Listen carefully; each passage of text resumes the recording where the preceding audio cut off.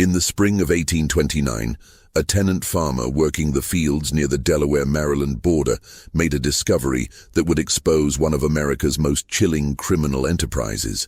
His plow horse suddenly sank into the earth, revealing a wooden chest buried beneath the soil. Inside lay the skeletal remains of what appeared to be a man, his bones yellowed with age and his skull showing clear signs of violence. This was just the beginning. Over the following weeks, authorities would uncover the bodies of at least 7 people on this property, including 3 children, all victims of a woman whose name had already become a whispered terror throughout the Delmarva Peninsula, Martha "Patty" Cannon. For nearly 2 decades, Cannon had operated what historians now call the Reverse Underground Railroad, a network that kidnapped free African Americans and escaped slaves to sell them back into bondage in the Deep South. But this wasn't just about human trafficking.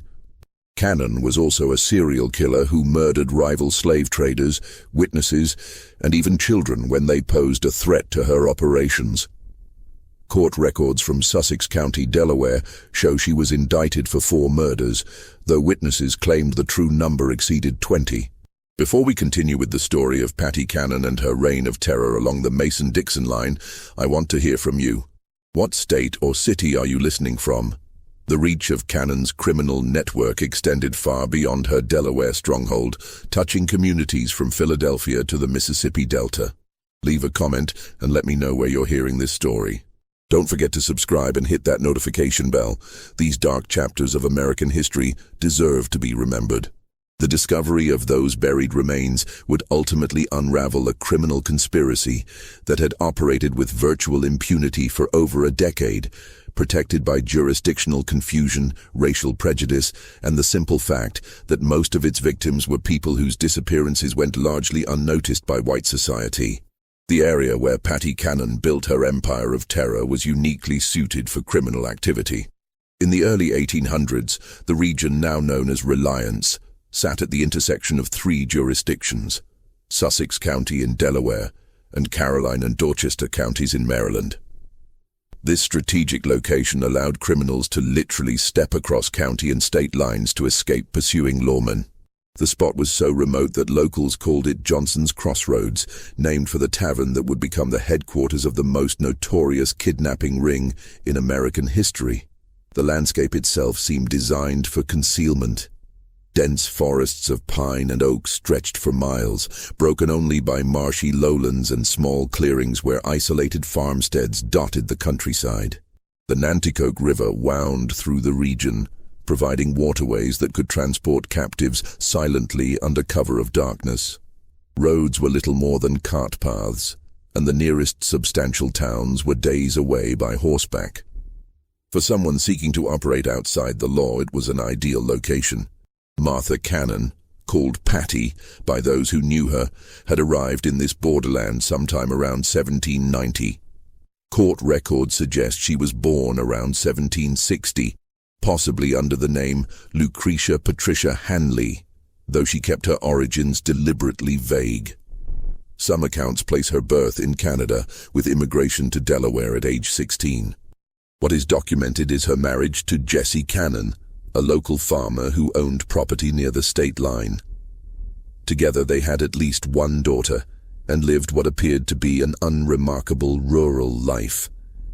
Jesse Cannon was described by neighbors as a quiet man who kept to himself, working his small farm and raising tobacco and corn like dozens of other settlers in the region. The Cannon homestead sat on a modest plot of land that straddled the Delaware-Maryland border, a detail that would prove crucial to Patty's later criminal activities. The house itself was a simple 2-story structure, built in the common style of the period with thick wooden walls and small windows. What neighbors didn't know was that this seemingly ordinary home would soon house secret rooms and hidden spaces designed to conceal kidnapped human beings. But beneath this veneer of normalcy lay something far darker. The early 1800s marked a crucial period in American slavery. When Congress banned the importation of enslaved people from Africa in 1808, the demand for human labor in the expanding cotton fields of Alabama, Mississippi, and Georgia created a lucrative domestic market. A healthy adult slave who might have cost $300 before the ban now sold for over $1,000 in the Deep South. This price surge created powerful incentives for criminals willing to traffic in human misery. The economic transformation of the South following the invention of the cotton gin had created an insatiable demand for enslaved labor. Cotton production was expanding rapidly across the Gulf Coast states, and planters were willing to pay premium prices for workers. The legal ban on importing slaves from Africa meant that the only source of new enslaved people was the domestic population, either through natural increase or through the capture and re-enslavement of free African Americans. The Delmarva Peninsula was particularly vulnerable to these predators. Following the Revolutionary War, many enslaved people had been freed by their owners, either through gradual emancipation laws or individual acts of manumission. Maryland and Delaware had substantial populations of free African Americans who worked as laborers, artisans, and small farmers. These communities, while legally free, lived in constant fear. They had no powerful protectors, limited legal recourse, and their disappearances often went unreported or uninvestigated by white authorities who viewed them as less than fully human. The legal status of free African Americans in the early 1800s was precarious at best. While they were not enslaved, they possessed few of the rights enjoyed by white citizens. They could not vote, serve on juries, or testify against white defendants in most courts. Their freedom could be challenged at any time, and they were required to carry papers proving their status. For criminals like Patty Cannon, these legal vulnerabilities created opportunities for exploitation. Into this environment stepped Patty Cannon, a woman who would prove that evil recognizes no gender boundaries. Contemporary accounts describe her as a large, physically imposing woman with unusual strength for her gender. She stood nearly 6 feet tall in an era when most women barely reached 5 feet, and she possessed what neighbors described as an intimidating presence. Her voice was reportedly deep and commanding, and she had a reputation for violent outbursts when crossed. Her husband Jesse died under mysterious circumstances around 1826. Some later claimed she poisoned him, leaving her a widow with complete control over the family property. By this time, she had already begun forming the criminal connections that would make her name synonymous with terror. Local law enforcement was virtually non-existent in the rural border region, and what little authority existed was often corrupt or simply overwhelmed by the scale of criminal activity. The social dynamics of the region also favored criminal enterprises. The white population was sparse and often transient, consisting largely of small farmers, laborers, and people seeking to escape their pasts in more settled areas. There was little sense of community cohesion, and neighbors often minded their own business regardless of what they might suspect about their neighbors' activities. This isolation and indifference would prove crucial to Cannon's ability to operate undetected for so many years. The transformation of Patty Cannon from frontier widow to criminal mastermind began with her daughter's marriages. In a pattern that would define the next 2 decades, both of the young woman's husbands were slave kidnappers. Her first husband, Henry Brereton, was a blacksmith who supplemented his income by capturing free African Americans for sale in the South. In 1811, Brereton was arrested and imprisoned in Georgetown, Delaware for kidnapping, but he managed to escape from jail that same year. Brereton's criminal activities had been well known in the local community long before his arrest. As a blacksmith, he had legitimate reasons to travel throughout the region, visiting farms and settlements to shoe horses and repair tools. This mobility provided perfect cover for his illegal activities. He would identify potential victims during his legitimate business calls, noting which families had teenage children or young adults who might bring high prices in southern slave markets. The methods employed by early kidnappers like Brereton were often crude but effective. They relied on deception, overwhelming force, and the isolated nature of rural life to capture their victims. A common technique involved approaching free African American families with offers of employment in distant locations.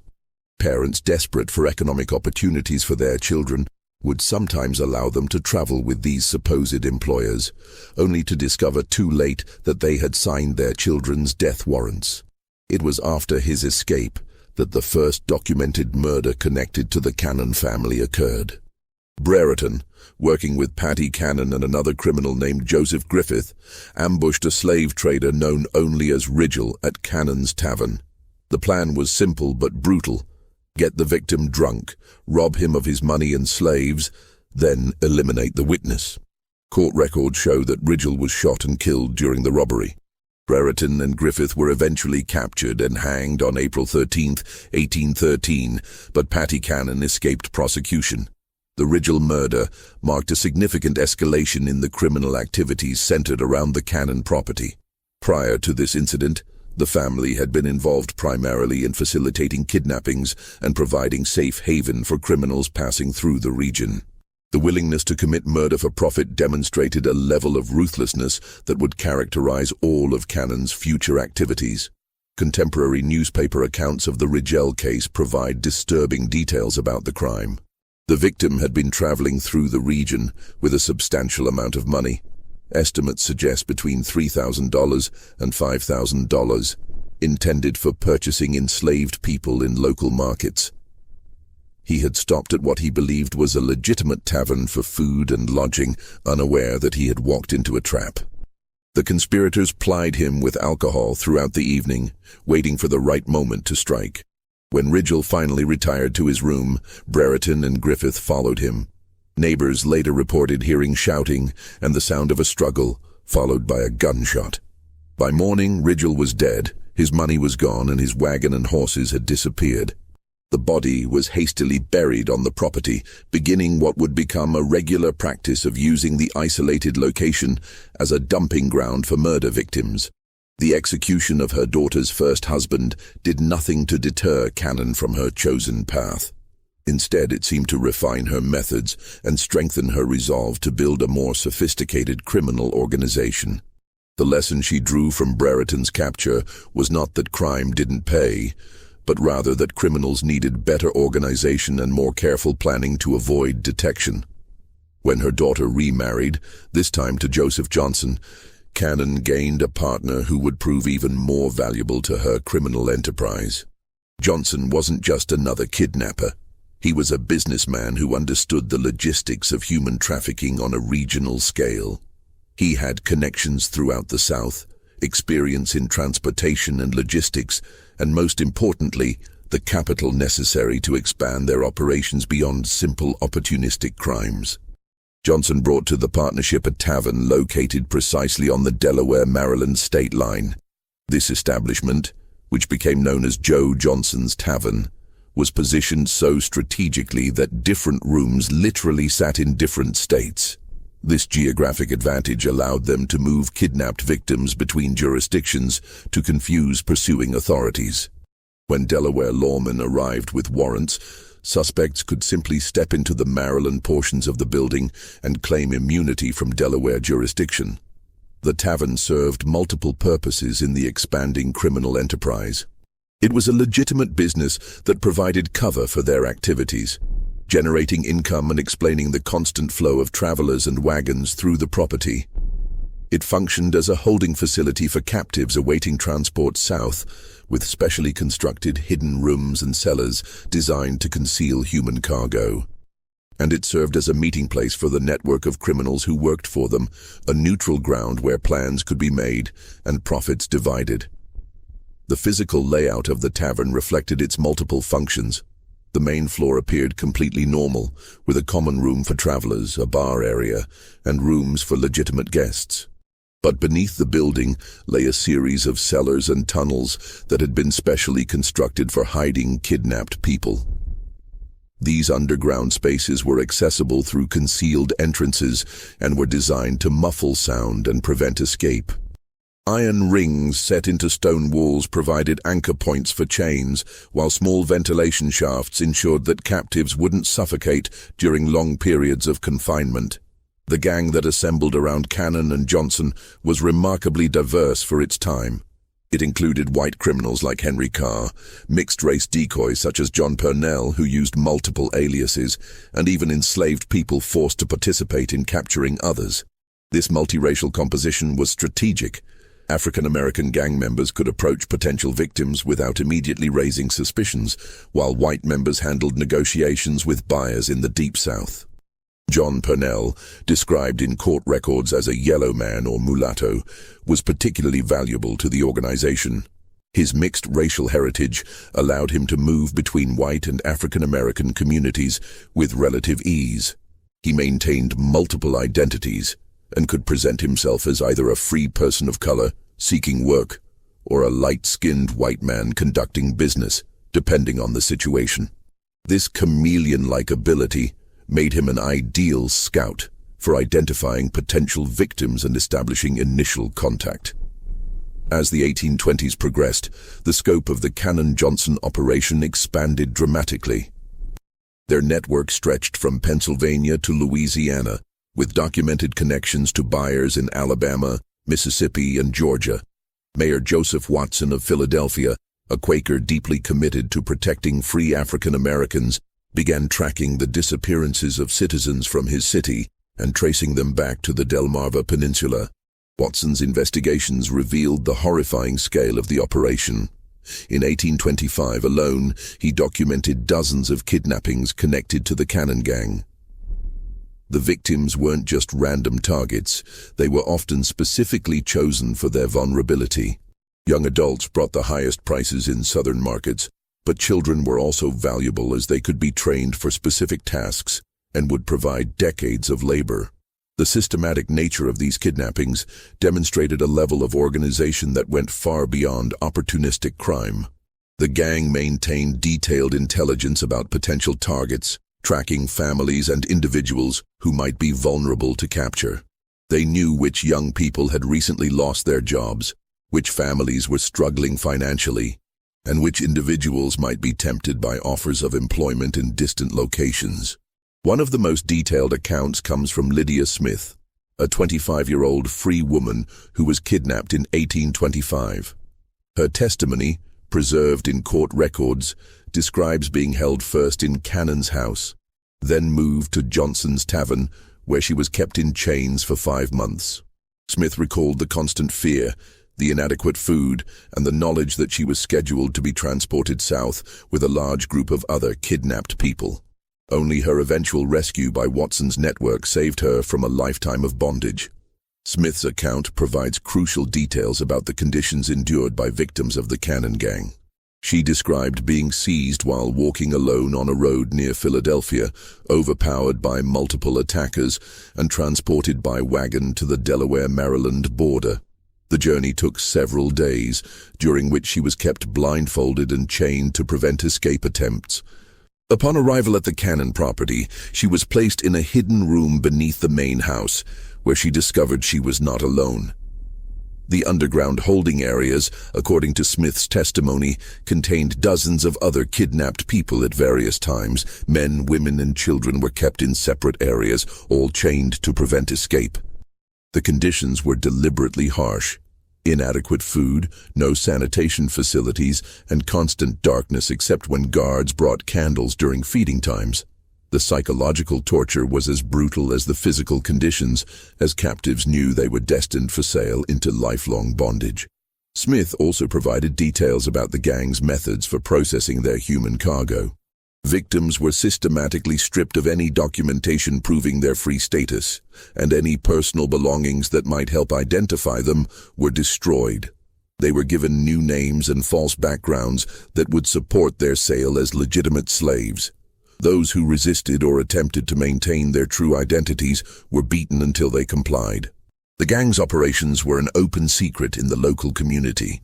Neighbors knew that people disappeared near the Cannon property, that wagons arrived at odd hours, and that Johnson's Tavern hosted suspicious meetings. But the victims were African Americans in a society where their word carried little weight against that of white criminals. Local law enforcement, when it existed at all, showed little interest in investigating crimes against people they viewed as inherently suspicious. The complicity of the local white community in the gang's activities went beyond mere indifference. Some neighbors actively supported the criminal enterprise, either through direct participation or by providing information about potential victims. Local merchants supplied the gang with provisions, asking no questions about the source of their payment. Even some law enforcement officials were suspected of taking bribes to look the other way when suspicious activities were reported. This indifference changed only when white victims entered the equation. The gang didn't just kidnap free African Americans. They also robbed and murdered slave traders who came through their territory, carrying large amounts of cash.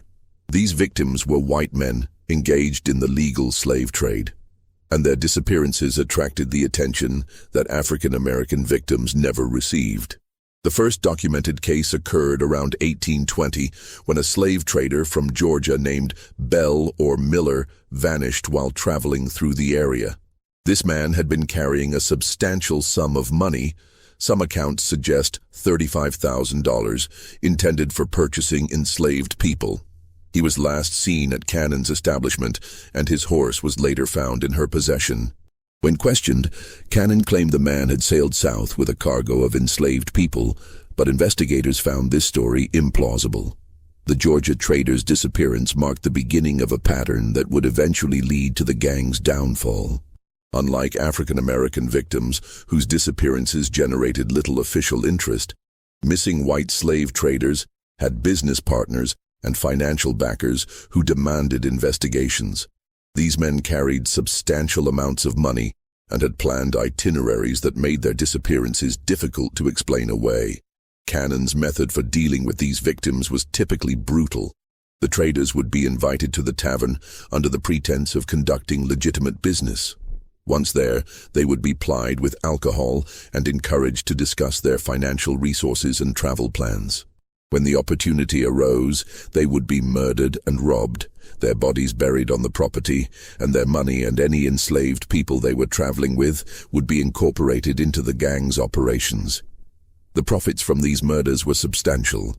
A single slave trader might carry enough money to fund the gang's operations for months. The enslaved people they were transporting could be sold through the gang's southern networks, generating additional income. Most importantly, eliminating these competitors helped the gang maintain their monopoly on criminal activities in the region. By the mid-1820s, pressure was mounting on the Cannon-Johnson gang from multiple directions. Mayor Watson of Philadelphia had begun offering substantial rewards for information leading to arrests, and Governor John Andrew Schulze of Pennsylvania was coordinating with officials in southern states to track kidnapped citizens. Their investigations were revealing not just individual crimes, but a systematic network that had been operating for over a decade. The reward offered by Watson, $500 for information leading to arrests, represented a substantial sum for the period, equivalent to several months' wages for most working people. This financial incentive began to loosen tongues in communities that had previously remained silent about the gang's activities. Former associates, dissatisfied gang members, and even some victims who had managed to escape began providing information to authorities. The gang's response to this pressure was characteristically violent. Rather than scaling back their operations, they began eliminating potential witnesses more aggressively. This decision would ultimately prove to be their downfall, as it expanded their list of victims to include people whose disappearances could not be ignored. The escalation in violence during this period reflected Patty Cannon's increasingly paranoid mindset. She had built a criminal empire that generated enormous profits. Estimates suggest the gang's annual income exceeded $50,000, a fortune by early 19th century standards. But this success had made her a target for law enforcement attention, and she became convinced that former associates posed an existential threat to her operations. The most crucial figure in the gang's eventual exposure was a mixed-race boy named Cyrus James. Cannon had purchased James as a slave when he was only 7 years old and had raised him in her household. As he grew older, James was forced to participate in the gang's activities, serving as a decoy to lure other African Americans into traps. His intimate knowledge of the gang's operations, combined with his growing revulsion at the violence he witnessed, made him both an invaluable asset and a potential liability. James's position in the Cannon household was unique and tragically complex. As an enslaved child, he had no choice but to participate in whatever activities his owner demanded. But as he matured, he began to understand the full horror of what he was being forced to do. He was helping to destroy the lives of people who looked like him, people who shared his heritage and his vulnerability. This knowledge created an internal conflict that would eventually lead him to cooperate with authorities, despite the personal risks involved. The psychological manipulation employed by Cannon to control James was sophisticated and cruel. She alternated between treating him as a favored member of the household and threatening him with violence or sale to brutal masters in the Deep South. She convinced him that his survival depended entirely on her protection and that any betrayal would result in his immediate death. This combination of dependency and terror kept James loyal for years, even as he witnessed increasingly horrific crimes. James later testified that he witnessed Cannon murder multiple children on her property. In one particularly horrific account, he described seeing Cannon take a wounded African-American child, not yet dead, from the house in her apron, only for the child to never return. James knew where the bodies were buried, because he had been forced to help dispose of them. The murders James witnessed were not random acts of violence, but calculated decisions based on Cannon's assessment of risk and profit. Children who became sick or injured were killed rather than treated, as medical care would have been expensive and would have attracted unwanted attention. Young people who proved difficult to control or who maintained their insistence on their free status were eliminated as potential sources of trouble. Even infants born to kidnapped women were sometimes killed if Cannon determined they would be more trouble than they were worth. The gang's undoing began with their treatment of rival slave traders. Competition in the illegal human trafficking trade was fierce, and Cannon's gang had developed a reputation for murdering competitors to steal their money and their human cargo. This practice accelerated as legitimate law enforcement pressure increased. Dead slave traders couldn't testify about their experiences with the gang. The decision to escalate their violence against white victims reflected both Cannon's growing desperation and her fundamental miscalculation about the consequences of such actions. She had operated for so long with impunity that she believed herself untouchable. The murder of African Americans had generated no serious law enforcement response, so she assumed that the same would be true for white victims. This assumption would prove fatal to her criminal enterprise. In early 1829, the bodies began to surface. A tenant farmer working land owned by Cannon was plowing a low-lying area that had recently been cleared of brush when his horse stumbled into what proved to be a grave. Inside a wooden chest, he discovered human bones that authorities determined belonged to the missing Georgia slave trader from nearly a decade earlier. This discovery triggered a systematic search of the property that would uncover multiple burial sites. The farmer who made the initial discovery was working land that Cannon had rented out for additional income. The area had previously been unused because it was prone to flooding, but recent dry weather had made it suitable for cultivation. When the farmer's plow horse suddenly sank into the ground, he initially assumed he had encountered a natural depression or perhaps an old well. It was only when he began digging to free his horse that he realized he had stumbled upon something far more sinister.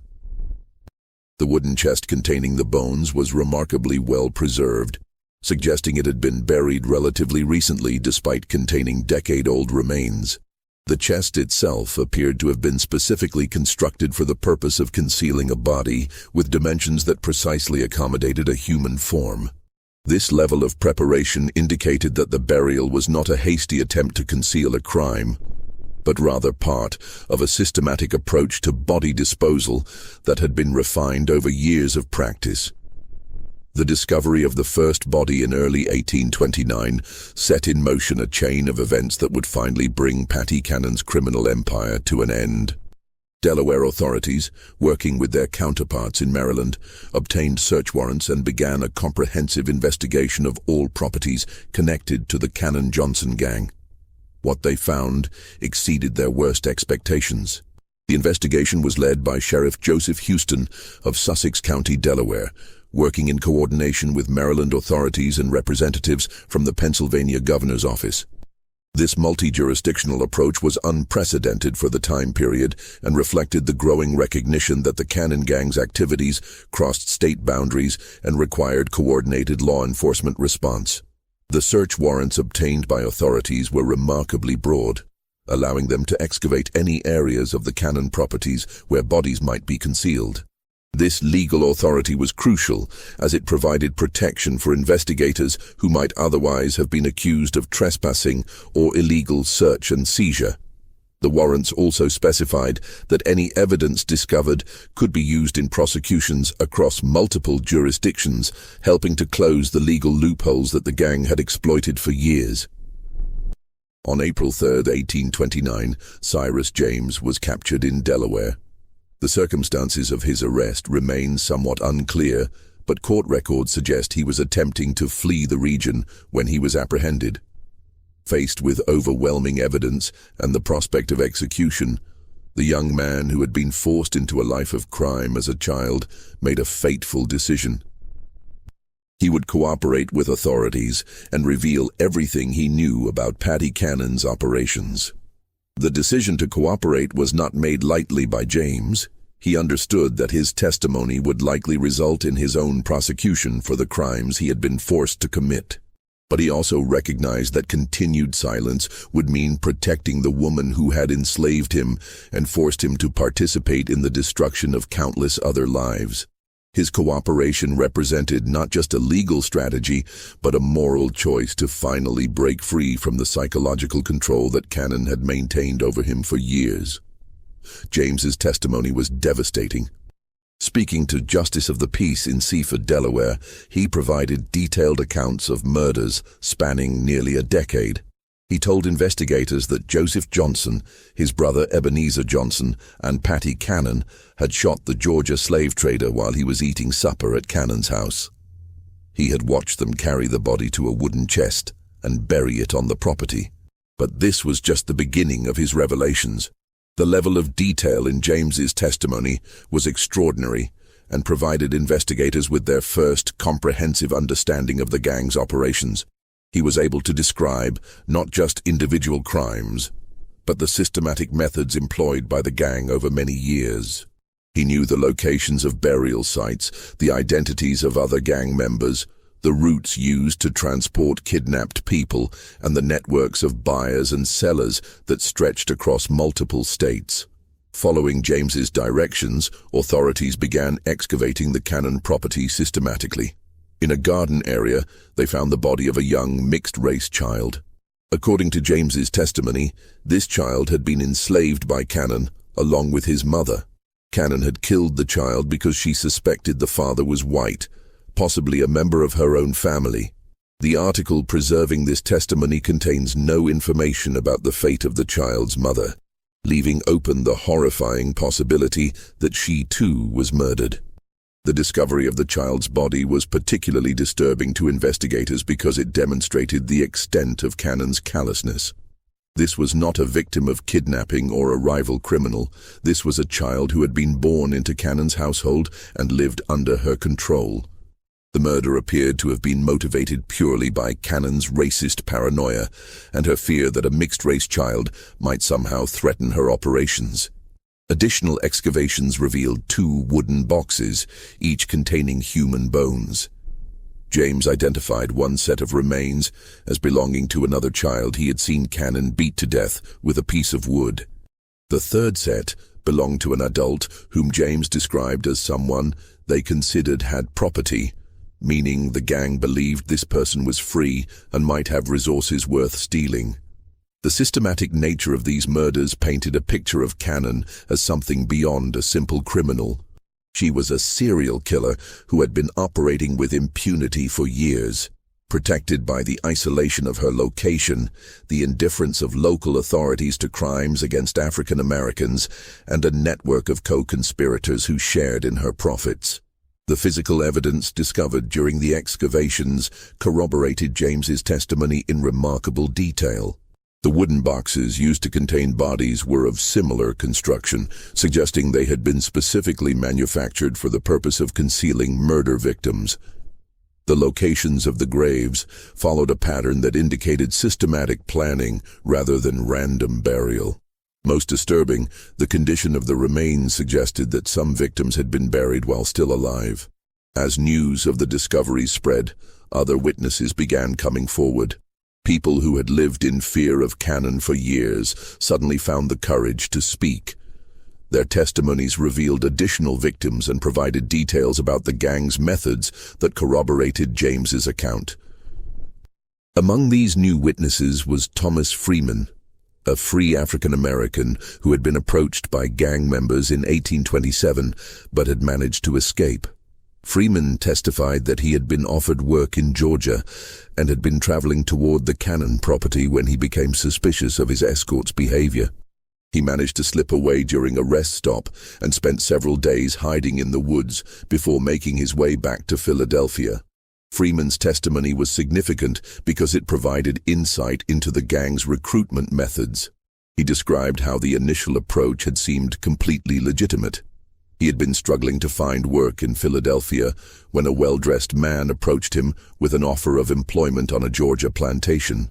The wages offered were generous, and transportation was to be provided free of charge. It was only during the journey that Freeman began to notice inconsistencies in his escort's stories and became suspicious of their true intentions. The scope of the investigation expanded beyond Delaware. Authorities in Maryland began examining properties owned by gang members, while officials in Pennsylvania coordinated efforts to document the full extent of the kidnapping network.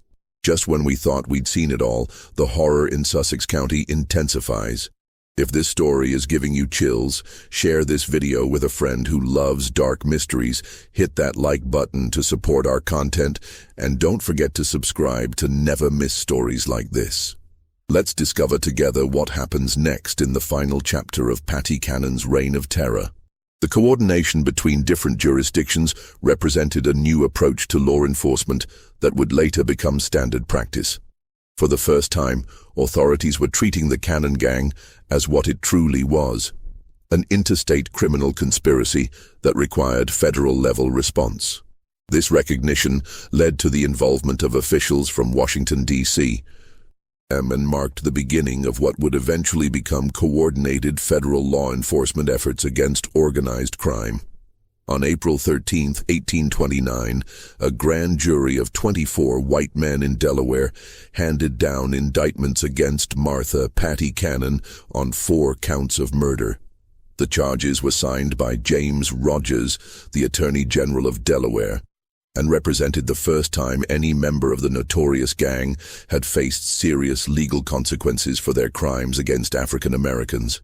The composition of the grand jury itself was significant for the period. All 24 members were white males, as required by Delaware law, but they represented a cross-section of the state's population, including farmers, merchants, and professionals. The fact that this jury was willing to indict a white woman for the murder of African Americans marked a notable shift in legal attitudes, driven largely by the overwhelming evidence presented and the interstate nature of the crimes. The indictments were remarkably specific for the era. Cannon was charged with the murder of an infant female on April 26, 1822, a male child on the same date, an adult male on October 1, 1820, and a Negro boy on June 1, 1824. Each charge carried the death penalty, and the evidence against her was overwhelming. The specificity of these charges reflected the thorough investigation conducted by authorities. Unlike many criminal cases of the period, which relied primarily on witness testimony and circumstantial evidence, the Cannon case was built on physical evidence, multiple corroborating witnesses, and detailed confessions from a participant who had intimate knowledge of the crimes. This combination of evidence types made the case virtually impossible to defend against. Cyrus James's testimony formed the backbone of the prosecution's case. His detailed knowledge of the gang's operations, combined with his ability to lead authorities to burial sites, made him the most valuable witness in Delaware legal history up to that point. The young man who had been forced into crime as a child now held the power to bring justice to the woman who had terrorized the region for decades. The prosecution team was led by Attorney General James Rogers, who had made his reputation prosecuting complex criminal cases across Delaware. Rogers understood that the Cannon case represented an opportunity to demonstrate that the law applied equally to all citizens, regardless of their race or social status. He also recognized that a successful prosecution would send a strong message to other criminal enterprises operating in the region. But Patty Cannon herself presented a figure that defied easy categorization, even for her contemporaries. Newspaper accounts described her as a large, physically powerful woman who commanded fear and respect, even from hardened criminals. At approximately 70 years old, she remained sharp-minded and defiant, showing no remorse for her actions, even when confronted with irrefutable evidence. Contemporary descriptions of Cannon during her imprisonment paint a picture of an unrepentant criminal who seemed genuinely puzzled by the legal proceedings against her. She apparently viewed her actions as legitimate business activities and expressed bewilderment that authorities were prosecuting her for crimes against people she considered to be property rather than human beings. The conditions of her imprisonment in the Sussex County Jail in Georgetown, Delaware, reflected both the seriousness of her crimes and the unusual nature of having a female defendant facing multiple murder charges. She was kept under constant guard, as authorities feared both escape attempts and potential retaliation from surviving gang members. The Georgetown Jail itself was a crude stone structure that had been built in the early 1800s to house petty criminals and debtors. It was not designed to hold dangerous felons facing capital charges, and authorities had to implement special security measures to ensure Cannon's continued detention. Extra guards were posted, and her cell was reinforced with additional iron bars and locks. During her confinement, Cannon began to speak more freely about her criminal career. According to contemporary accounts, she admitted to killing at least 24 people over the course of her criminal career. These victims included not just the African Americans found buried on her property, but also rival slave traders, potential witnesses, and anyone else who posed a threat to her operations. The most chilling aspect of Cannon's confessions was their matter-of-fact tone. She spoke of murder as a business necessity, describing the killing of children and adults with the same casual indifference she might have used to discuss livestock. Her apparent lack of any moral conscience shocked even hardened law enforcement officials who had seen the worst of frontier violence. Cannon's confessions provided authorities with details about crimes that extended far beyond the charges for which she had been indicted. She described murders dating back to the early 1810s, kidnappings that had involved hundreds of victims, and a criminal network that had reached into multiple states. These revelations confirmed investigators' suspicions that the crimes discovered on her property represented only a fraction of the gang's total activities. The legal proceedings moved forward with unusual speed for the period. The overwhelming evidence, combined with public pressure for justice, created momentum for a quick trial and resolution. Court records suggest that Cannon was expected to face trial within weeks of her indictment, with execution to follow shortly thereafter if she were convicted. The prosecution's strategy was straightforward: present the physical evidence, provide testimony from Cyrus James and other witnesses, and allow the jury to reach the obvious conclusion that Cannon was guilty of multiple murders. The defense, such as it was, could only argue for mercy based on Cannon's age and gender, though few observers believed such arguments would be effective given the horrific nature of the crimes. The trial was scheduled to begin in late May 1829, with jury selection planned for the week before. Legal observers from across the region were expected to attend, as the case represented one of the most significant criminal prosecutions in Delaware history. Newspapers as far away as Philadelphia and Baltimore were planning extensive coverage of the proceedings. The legal proceedings against Patty Cannon would never reach their intended conclusion. On May 11, 1829, approximately 3 weeks before her scheduled execution, jail guards found her dead in her cell. The official cause of death was listed as suicide by poison, though the exact circumstances remain unclear. Some accounts suggest she had been smuggled arsenic by sympathizers, while others propose she had been hoarding medication for weeks. The discovery of Cannon's body sent shockwaves through the Georgetown jail and the broader community. Guards making their regular morning rounds found her lying on the floor of her cell, apparently having died sometime during the night. There were no signs of struggle or violence, and the cell remained securely locked from the outside. The only evidence of what had occurred was a small vial found hidden in her clothing, which later analysis suggested had contained arsenic. The question of how Cannon obtained the poison remained a mystery that investigators never fully resolved. The jail's security procedures were relatively lax by modern standards, and visitors were not thoroughly searched before meeting with prisoners. It was possible that a sympathizer had smuggled the poison to her during one of these visits, though no specific individual was ever identified as the source. Some contemporaries speculated that Cannon had been planning her suicide from the moment of her arrest. She had witnessed the execution of her daughter's first husband and understood exactly what fate awaited her if she were convicted.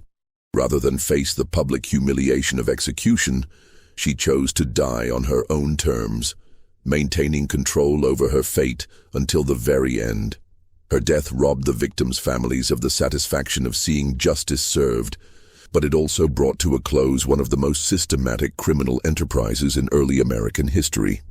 Court records show that Cannon's death effectively ended the reverse Underground Railroad that had operated along the Delmarva Peninsula for nearly 2 decades. The immediate aftermath of Cannon's death was chaotic. Authorities had been preparing for what they expected to be the most significant criminal trial in Delaware history, and her suicide left them with unresolved questions about the full extent of her criminal network. The investigation into her activities continued for several months, but without her testimony, many details about the gang's operations remained unclear. The fate of her surviving co-conspirators varied. Joseph Johnson, her son-in-law and primary partner, had fled to Alabama or Mississippi before the investigations began. His brother Ebenezer also escaped to the Deep South, where they presumably continued their criminal activities beyond the reach of Delaware authorities. Local law enforcement made half-hearted attempts to pursue them, but the jurisdictional complications and vast distances involved made successful prosecution unlikely. Only Cyrus James, the enslaved boy forced into crime, remained to face justice, and his cooperation with authorities ultimately led to his freedom rather than execution.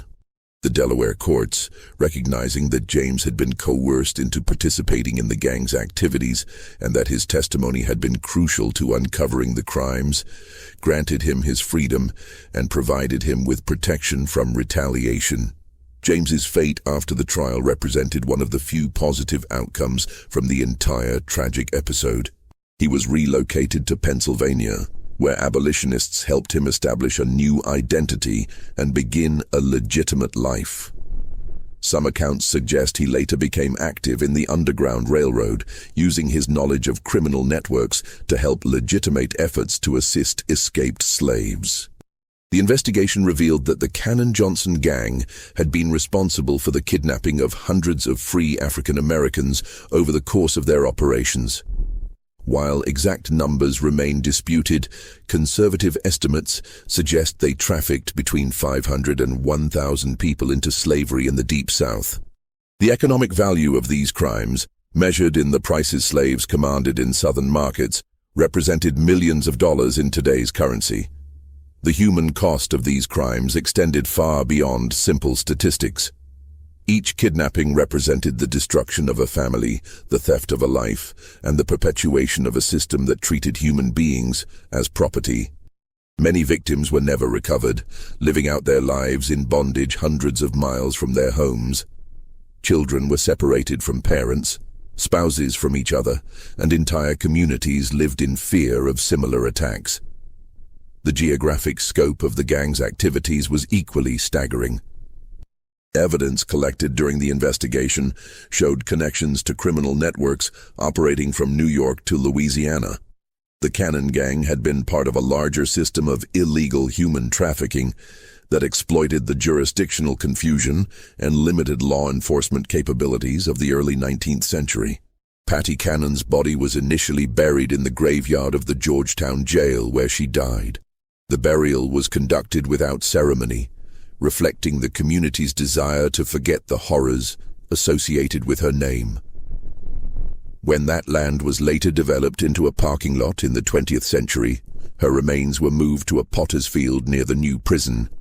In a bizarre twist that reflects the sensationalist attitude toward her crimes, her skull was separated from the rest of her remains and put on display in various venues over the years. As recently as 1961, it was on loan to the Dover Public Library, serving as a macabre reminder of one of Delaware's darkest chapters. This treatment of her remains, while disturbing by modern standards, reflected the public's continued fascination with her crimes and their desire to remember the horrors she had perpetrated. The legacy of Patty Cannon extends far beyond her individual crimes. Her story illustrates the systematic violence that underpinned American slavery, the vulnerability of free African Americans in the antebellum period, and the ways that geographic and legal loopholes could be exploited by sophisticated criminals. The reverse Underground Railroad she operated represented the dark mirror image of the networks that helped enslaved people escape to freedom, a reminder that for every story of liberation, there were countless others of re-enslavement and death. Modern historians continue to study the Cannon case as an example of how criminal enterprises could flourish in the gaps between legal jurisdictions. Her ability to operate for nearly 2 decades despite the knowledge of local communities demonstrates the combination of racism, legal limitations, and economic incentives that allowed such horrors to continue. The case also highlighted the limitations of early 19th century law enforcement. The lack of coordination between different jurisdictions, the absence of professional police forces, and the limited communication capabilities of the period all contributed to the gang's ability to operate with impunity. These lessons would later inform efforts to develop more effective law enforcement strategies for dealing with interstate crime. The impact on the local community was profound and lasting. The area around Johnson's Crossroads never fully recovered from its association with the Cannon Gang. The name was eventually changed to Reliance in an effort to escape the infamy, but the stigma persisted for generations. Property values in the area remained depressed for decades, and many families chose to relocate rather than remain in a place associated with such horrors. The Cannon case also had broader implications for American society's understanding of race and crime. The willingness of authorities to finally prosecute these crimes, even though the victims were primarily African Americans, marked a small but significant shift in legal attitudes. While this change was limited and temporary, it represented recognition that all people, regardless of race, deserved legal protection. The documentation and investigation of Cannon's crimes also contributed to the growing abolitionist movement. The systematic nature of the kidnapping network and the ease with which free African Americans could be reduced to slavery provided powerful evidence for abolitionists arguing that the entire system of slavery was inherently corrupt and dangerous. In the decades following Cannon's death, her story became part of regional folklore, though the details were often distorted or sensationalized. Numerous books, pamphlets, and newspaper articles recounted her crimes, though many mixed fact with fiction in ways that made it difficult to separate historical truth from legend. The most famous of these was George Alfred Townsend's novel, The Entailed Hat, published in 1884, which used Cannon's story as the basis for a melodramatic tale of frontier crime. The site of the original Cannon house remained a source of morbid fascination for decades. Visitors would travel to the remote location to see where the crimes had occurred, and local residents developed a cottage industry providing tours and selling souvenirs. The original house was finally torn down in 1948, but the site continued to attract curiosity seekers well into the modern era. This mystery shows us how easily society can turn a blind eye to systematic violence when the victims are perceived as less than fully human. The indifference that allowed Patty Cannon to operate for decades was finally overcome only when her crimes expanded to include white victims whose disappearances could not be ignored. The legal system that failed to protect free African Americans from kidnapping and murder was the same system that ultimately prosecuted Cannon only when she threatened the interests of white slave traders. The Cannon case serves as a stark reminder of the human capacity for evil and the importance of vigilant law enforcement and community responsibility. It demonstrates how criminal enterprises can flourish in environments where society fails to protect its most vulnerable members. Most importantly, it preserves the memory of hundreds of victims whose names are largely forgotten, but whose suffering should never be minimized or ignored. What do you think of this story? Do you believe everything was revealed about the full scope of her criminal network? The evidence suggests that Patty Cannon's gang was part of a much larger system of illegal human trafficking that extended far beyond the Delaware-Maryland border. Many questions remain unanswered about the full extent of their activities and the fate of their victims. Leave your comment below and share your thoughts about this dark chapter in American history. If you enjoyed this tale and want more horror stories from America's hidden past, subscribe, hit the notification bell, and share with someone who loves mysteries from our nation's forgotten crimes. See you in the next video, where we'll explore another terrifying true story from the shadows of American history.